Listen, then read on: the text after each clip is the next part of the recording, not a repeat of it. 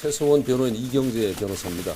오늘 같이 자리한 오태희 변호사님, 그다음에 권영광 변호사님 같이 자리를 했습니다. 좀 크게 말씀해 주세요.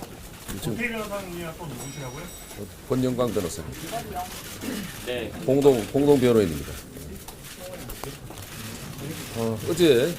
어제 오전에 있었던 피고인 최서원의 예기치 못한 행동에 대해서 이 사건에 깊은 관심과 우려를 갖고 계시는 국민 여러분께 변호인의 한 사람으로서 대단히 죄송하게 생각합니다.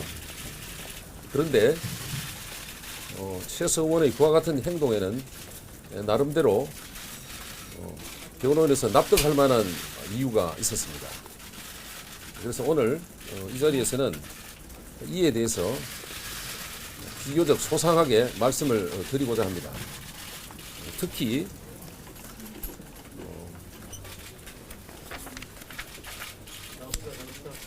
특검에서는 영장 집행 과정에서 있었던 일을 두고 특검의 수사 활동에 대해서 흠을 내려고 하는 것이라거나 수사 방해 행위로 이렇게 공개적으로 브리핑을 했습니다. 그래서 그간에 특검에서 있었던 인권 침해, 그다음에 위법적 수사에 대해서 말씀을 드리고자 합니다. 특검에서 있었던 인권 침해, 위법적 수사와 이에 대한 변호인들의 조치에 관해서는 이미 여러분들에게 배포한 자료를 참고하시기 바랍니다. 그 가운데 핵심적인 부분만 말씀드리면은 특검에서는 최서원을 심야에 심야라는 것은 밤 11시부터 얘기를 합니다. 11시부터 변호인을 따돌리고 신문을 했습니다.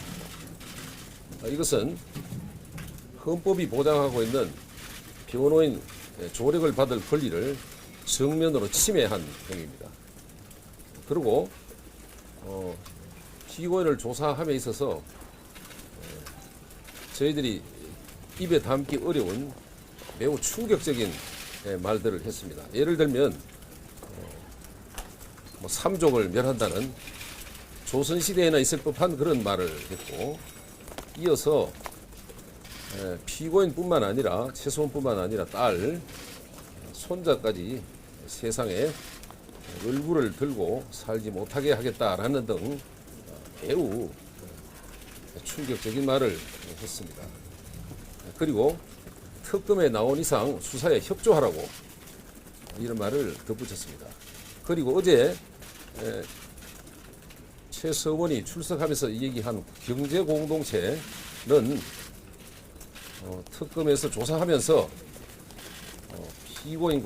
최서원과 대통령이 모든 면에서 공동체라는 것을 얘기하라고 이렇게 얘기해서 그제서 공동체라는 말을 알게 된 겁니다. 이 부분은 특검 브리핑에서 마치 진술이 준비됐다고 하는 것은 특검에 의해서 유도된 그런 말임을 알려드리겠습니다. 특검의 위법적 수사 행위에 대해서 몇 가지 좀 말씀드리겠습니다. 현 우리나라 상황에서 특검은 최고의 권력기관이라고 할 수 있습니다. 그런 만큼 특검은 막강한 권한을 행사함에 있어서 정파 이익이나 이익을 떠나가지고 법과 원칙을 지키고 실체적 진실을 천착하되 형사 절차상의 인권 보호에도 각별히 유념해야 할 것입니다. 그런데 헌법 12조 2항에는 모든 국민은 형사상 자기에게 불리한 진술을 강요당하지 아니하고 변호인의 조력을 받을 권리가 있다고 선언하고 있습니다. 그런데도 특검은 피고인 최서원에 대해서 2016년 12월 24일 22시 40분부터 그 다음 날인 크리스마스 날 12월 25일 01시까지 변호인 일을 따돌리고 구속된 최성원을 신문하였습니다. 이 같은 행위는 특검이 잘 활용하는 직권남용 권리행사 방해죄에 해당합니다. 특검 관계자가 수사상 직권을 남용하여 변호인을 배제시키고 피고인의 변호인 조력권을 행사할 수 있는 것을 방해한 것에 해당합니다. 두 번째, 독직 가혹 행위에 대해서 말씀드리겠습니다. 특검 해당 행위자는 수사 직권을 행사함에 있어서 피고인에게 신체적인 폭행보다도 더 상처를 주는 폭언을 연발하여 정신적인 피해를 가했습니다. 이것은 형법 125조의 독직 가혹 행위의 정면으로 해당합니다. 범인에 대한 용서권에 관해서 말씀드리겠습니다. 어느 특검 관계자가 언론 보도에 의하면은 피고인 최서원을 겨냥해서 최순실은 도저히 용납할 수 없는 사람이라고 이 얘기를 했다고 합니다. 그런데 특검은 형사 피의자 또는 피고인에 대해서 조사나 증거를 수집하지 아니하고 용서할 권한을 헌법이나 법률에서 부여받은 바가 전혀 없습니다. 이것은 초헌법적 발상이거나 아니면은 피고인 최서원에 대한 분노심의 표현이라고 볼 수밖에 없습니다. 특검은 업무를 집행할 때 분노나 증오심으로 수사를 해서는 안 되고 냉정한 수사권을 행사하고 이에 따라서 적절한 법 적용을 하고 기소권을 행사해야 할 것입니다. 그 다음에 피고인 방어권 행사를 대단히 곤란하게 하고 있습니다. 여러분들도 잘 아시다시피 서울지검 특수본부는 2016년 11월 20일 피고인의 미르 K스포츠 재단 모금 등 주요 혐의 사실에 대해서 직권남용 권리행사 방해죄, 강요죄로 기소를 했습니다. 현재 공판이 계속 중에 있습니다. 그런데 같은 국가기관입니다. 특검이라고 해서 별도의 다른 기구가 아니라 대한민국의 국가기관입니다. 국가기관이고 임시특별기관인 특검이 같은 사안을 뇌물, 제3자 뇌물죄를 적용해서 영장을 청구하고 피고인을 그 수수자로 입건한 것으로 알고 있습니다. 결국 2개월 전 검찰은 출연기업을 피해자, 즉 국가가 보호해야 할 피해자라고 보다가 특검은 2개월 만에 출연기업을 범죄자, 즉 국가가 처단해야 할 대상으로 바꾸었습니다. 양자간 2개월 만에 피해자가 범죄자로 전환한 데 대해서 아무런 설명이 없었습니다. 둘 중 한쪽은 명백히 오류인데 국민에 대해 설명을 하지 않고 있습니다. 피고인 변호인들은 어느 쪽으로도 방어권 준비를 해야 할까 혼란스럽습니다. 법물 전문가가 아닌 국민은 오죽하겠습니까? 이 같은 특검의 태도는 형사사법 체계를 흔들 위험을 가지고 있습니다.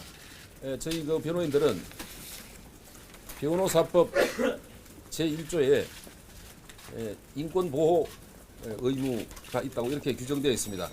이 사건 수사 과정에서 특히 특검의 수사 과정을 보면서 이것을 조용히 처리하려고 애를 썼습니다마는 그렇게 되지 않고 오히려 마치 피고인 최서원이 거짓말을 하고 있는 양 계속해서 언론에 얘기를 하기 때문에 더 이상 인권 침해를 당한 것을 부재받는 것은 차치하고라도 이런 일은 있어서는 안 되겠다. 또 피고인 최서원뿐만 아니라 다른 피의자에 대해서도 그와 같은 수사가 이루어지지 않아야 한다는 생각에서 여러분들에게 소상하게 문제점을 알려드리고 이에 대해서는 특검에 자세한 의견서를 오늘 날짜로 제출합니다. 그리고 한 가지 더 덧붙이고 싶은 것은 특검에 있었던 이런 여러 가지 일들에 대해서 만약 사실관계에 대해서 특검이 이 일을 한다면은 제3기관에서 철저히 확인해야 한다고 생각합니다. 그럴 준비를 저희들은 하고 있습니다. 네, 마쳤습니다. 뭐 질문을 그러면 질문을 한 두 분 정도.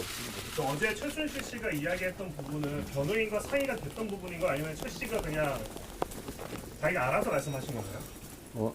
모두에서 말씀드렸는데 저희들이 이런 일을 그러지 않아도 그 국민들의 지탄이 쏟아지고 있는 저 최성원이 더 이상 무리를 일으키는 데 대해서 굉장히 경계해 왔습니다.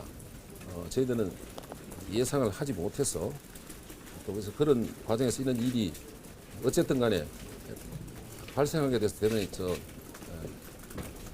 죄송하게 생각하고 있습니다. 사전에 그런 일이 없었습니다. 그 소환 통보를 받았을 때 건강상 이유를 들었는데 당시에는 처음부터 강압 수사를 주장하지 않았던 이유. 참 이 부분도 그 특검에서 이와 같은 일이 있고 난 연후에 출석할 수 없는 사유에 대해서 오늘과 같은 취지가 담긴 뜻을 불출석 사유서에 기재해 두었습니다.